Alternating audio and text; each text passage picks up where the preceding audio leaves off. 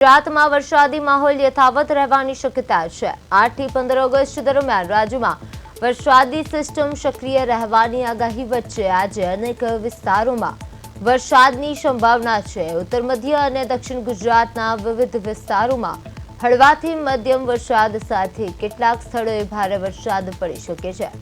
ખાસ કરીને દક્ષિણ ગુજરાતમાં વરસાદનું જોર યથાવત રહેવાની શક્યતા વ્યક્ત કરવામાં આવી રહી છે।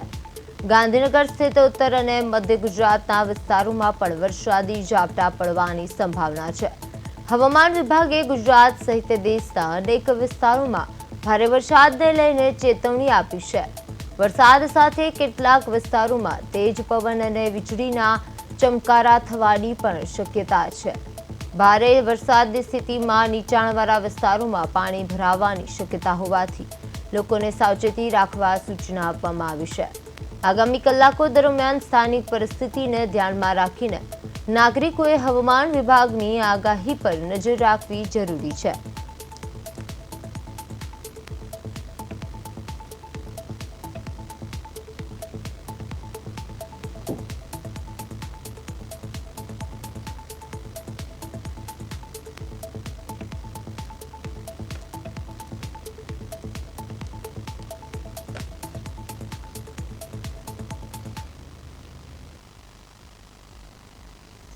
હાલમાં અત્યારે વાતાવરણમાં કહેવા જઈએ તો વરસાદનું પણ વાતાવરણ છે, ક્યાંક ને ક્યાંક ગરમી પણ પડી રહી છે। ત્યારે આપણી સાથે હવામાન નિષ્ણાત અંબાલાલ પટેલ સાથેથી જાણીશું કે ખાસ કરીને અત્યારે ગરમીમાં જોવા જઈએ તો ગરમી પણ પડી રહી છે, વરસાદ પણ કયા વિસ્તારમાં પડે છે, શું કારણ હોઈ શકે?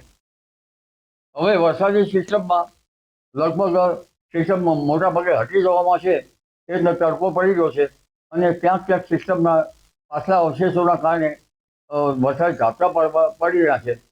પરંતુ આ વરસાદ કે વાદળવાયુ લગભગ ઉત્તર ગુજરાતના ભાગોમાં રહેવાની શક્યતા રહે છે।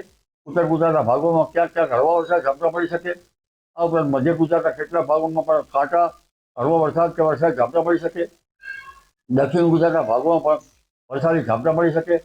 સૌરાષ્ટ્રના કેટલાક ભાગોમાં પણ વરસાદી ઝાપટા પડવાની શક્યતા રહે છે અને ક્યાંક હળવો વરસાદ ક્યાંક વાદળવાયુ।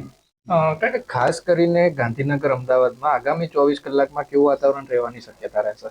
અમદાવાદ ગાંધીનગરમાં વાદળવાયુ કે હળવા વરસાદી છાંટા એ ક્યાંક બહુ ઘણા હળવાથી સામાન્ય ઝાપટા જેવું થઈ જવાની શક્યતા રહે। ઓકે, જોયું કે ખાસ કરીને અત્યારે હાલમાં આગામી સમયમાં કે ગાંધીનગર અને અમદાવાદમાં અનેક વિસ્તારોમાં વાતાવરણમાં પલટો આવવાની શક્યતા વ્યક્ત કરવામાં આવી છે। આનંદ આહિર, પ્રદેશ 24, ગાંધીનગર।